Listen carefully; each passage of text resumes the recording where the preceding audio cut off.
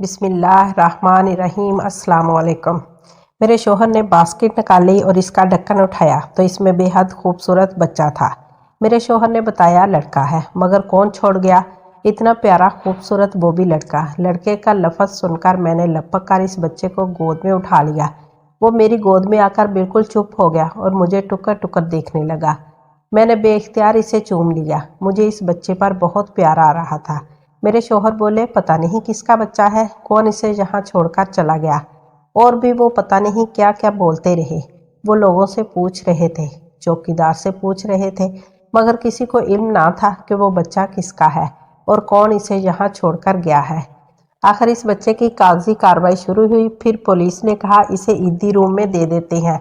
मेरा दिल इस बच्चे से जुदा होने को कितर नहीं कर रहा था। फिर मेरे दिल ने फैसला कर लिया कि अल्लाह ताला ने मुझे ये गिफ्ट दिया है। ये इस इबादत, इस नमाज, इस दुआ का कमाल है जो मैंने अल्लाह से मांगी।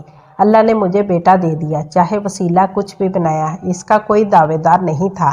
तो फिर ये मेरा हुआ, मेरा बेटा, मेरी जान, मेरी आंखों का नूर, मेरा बच्चा। मैं बेतहाशा इसे प्यार करने लगी।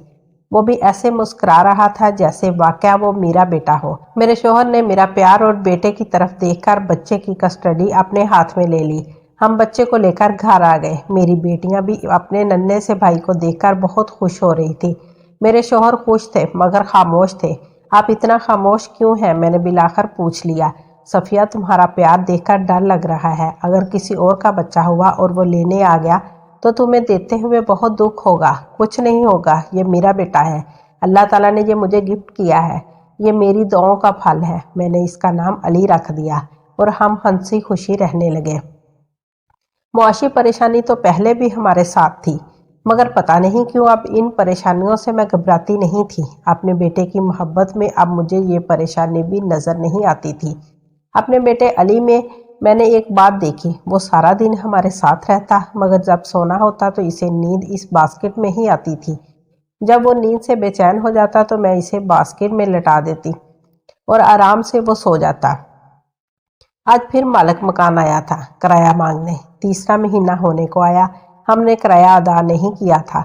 वो बहुत गुस्से में बोला था, कल शाम तक अगर आप लोगों ने 3 महीने का किराया अदा ना किया तो ये मकान खाली करना होगा। मैं पुलिस को भी लेकर आऊँगा, देखता हूँ कैसे मकान खाली नहीं करते तुम लोग। ये कहकर वो चला गया। मैं परेशान थी कि अब क्या होगा। इस महीने हमें अली हमारा बेटा मिल गया था। इस वजह से इसके कपड़े, दूध वगैरह पर काफ़ी खर्च हो गया था। 5,000 रखे थे मैंने, मगर मकान 10,000 किराए पर था। ऊपर से 3 महीने का किराया का मतलब था 30,000 रुपये। कहाँ से आएंगे 30,000 रुपये?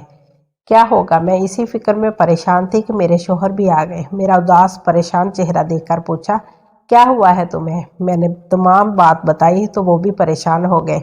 अब 30,000 रुपये कहाँ से आएंगे? मेरे शोहर ने गुस्से में कहा, मैंने तुम्हें इस महीने का किराया दिया तो था कि मालिक मकान को दे देना, मगर तुम सुनती कहाँ हो? बेकार में फजूल खर्ची करती रहती हो। आप कैसी बातें कर रही हैं? वो पैसे हमने अपने बेटे अली पर खर्च किए थे। इसी वक्त अली ज़ोर ज़ोर से रोने लगा। मैं तड़प कर अली के पास गई। बास्केट से अली को निकालकर गोद में उठाया। मेरी नज़र बास्केट के अंदर गई। बास्केट में हजार हजार के नोटों की गट्ठी रखी हुई थी। मैंने अपने शोहर को आवाज़ देकर इन्हें वो दिखाई। बच्चा हमारे पास 15 दिन से ज़्यादा हो गए थे आया हुआ था। मैं रोज़ बास्केट की सफाई करती थी, मगर कभी कुछ नज़र नहीं आया। आज हजार हजार के नोट की गड्डी रखी हुई थी। मेरे शोहर ने इसे निकालकर गिनती की तो पूरे 1 लाख रुपए थे। हम दोनों हैरान थे। दूसरे दिन मालिक मकान को 30,000 का किराया दे दिया। फिर भी 70,000 हमारे पास बच गए। ये ख्वाब था या हकीकत? मैंने अली को उठाकर प्यार करना शुरू कर दिया। मेरे बेटे, तुम कितने छोटे से हो, मगर तुमने हमारी परेशानी हल कर दी। मेरे शोहर बोले, पहले ये तो सोचो कि ये पैसे इस टोकरी में कहाँ से आए। कहीं ये बच्चा जिन तो नहीं है? आप बहुत ख़राब हैं। एक तो मेरे बेटे ने आपकी परेशानी हल कर दिया और आप इसे जिन कह रहे हैं। वो खामोशी से अली को देखते जा रहे थे। फिर हमने इन पैसों से रेफ्रिजरेटर और वॉशिंग मशीन खरीद ली, क्योंकि गर्मियों के दिन थे और ठंडे पानी के बगैर नहीं रहा जा सकता था और हाथ से कपड़े धो धो कर मेरे हाथ दुख जाते थे। और फिर तो जैसे पैसों का सिलसिला शुरू हो गया। हमारा घर चीज़ों से भरने लगा। अब हम एक पुरसकून ज़िंदगी बसर कर रहे थे। मैंने अपना हर मसला अपने बेटे अली को बताना शुरू कर दिया। मेरे शौहर चुप और खामोश रहने लगे। बस वो कभी कभी अली को बहुत हैरानगी से देखने लगते थे। हमें बराबर टोकरी से पैसे मिल रहे थे। आखिर हमारे पास इतनी रकम हो गई कि हमने कारोबार शुरू कर दिया और अल्लाह ने इस कारोबार में इतनी बरकत की कि वो तरक्की करता रहा। फिर हमने बहुत अच्छी लोकेशन पर घर खरीद लिया, गाड़ी भी थी, नौकर चाकर सब कुछ था। बच्चे अच्छे स्कूल में पढ़ रहे थे। अब मेरा बेटा अली भी स्कूल जाने लगा था। अब वो बड़ा हो गया था, टोकरी में नहीं सो सकता था, मगर जब तक बास्केट इसके बराबर ना हो और इस पर अली का हाथ ना हो अली को नींद नहीं आती थी। तीनों बहनों की आंखों का तारा और मेरी जान था। अली वो भी बहनों का दीवाना था। वक्त हंसी खुशी कट रहा था कि अचानक मेरा और मेरे शोहर का एक्सीडेंट हो गया। मेरे शोहर मौका पर ही हलाक हो गए और वो मुझे और अपने 4 बच्चों को छोड़कर अल्लाह मियाँ के पास चले गए। मुझे भी बहुत ज़्यादा चोटें आई, मगर सबसे बड़ा नुकसान मेरा ये हुआ कि मेरी ज़ुबान कट गई और मैं उम्र भर के लिए बोलने से महरूम हो गई। अपनी बात हाथ के इशारे से बताती। ऊपर से मेरी रीढ़ की हड्डी में भी गैप आ गया। इसी वजह से मैं बिस्तर की होकर रह गई। मेरे बच्चों का क्या हो रहा था, कौन मेरे बच्चों की देखभाल कर रहा था, मुझे कुछ खबर ना थी।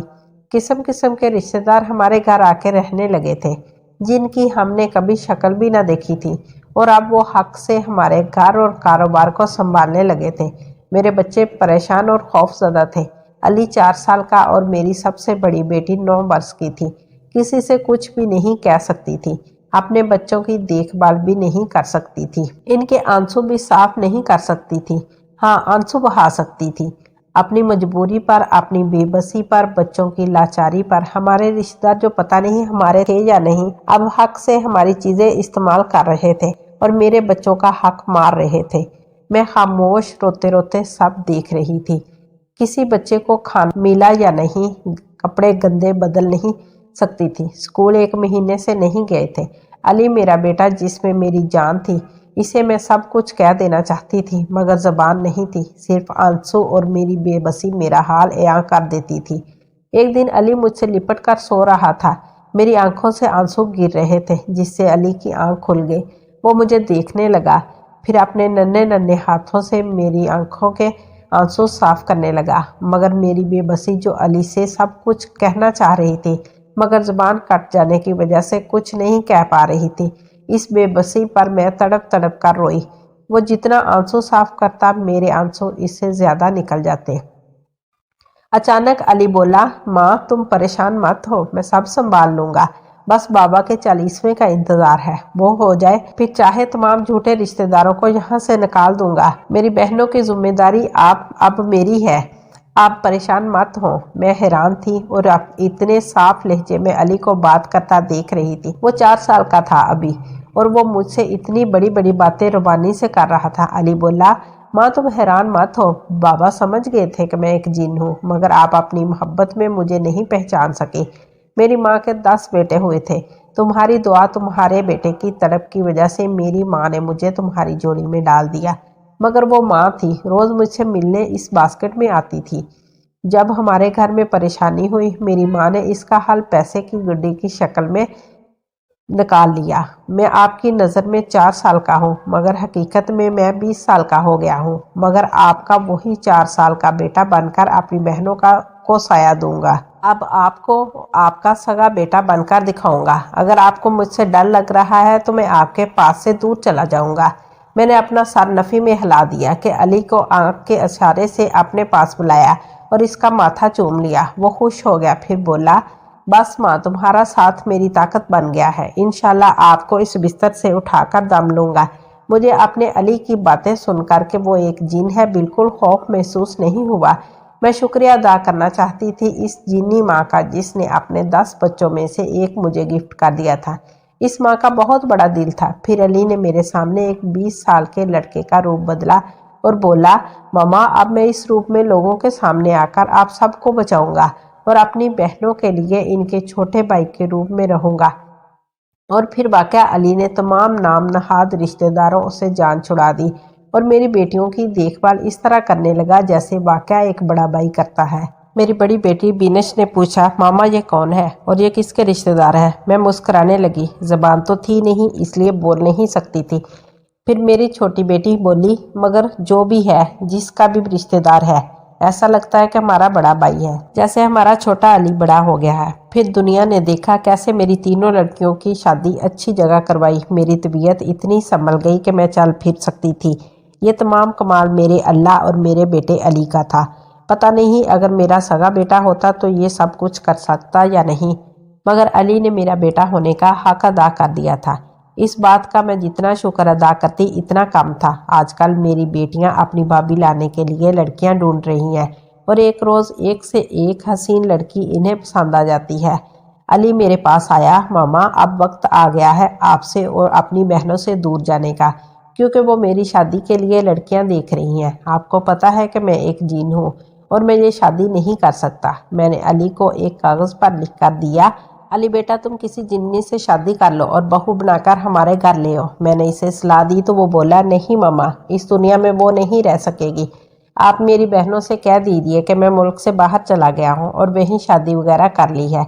हाँ, मैं आपके पास आता रहूँगा। आपको और मुझको अगर अल्लाह ताला ने ज़िंदगी दी तो कोशिश करूँगा कि अपनी बीवी और बच्चों से भी मिलवा दूँ, मगर वादा नहीं कर सकता। फिर अली हमसे दूर चला गया और अब वो मुझसे मिलने आता है। इसने अपनी बीवी और बच्चों से भी मुझे मिलवाया है।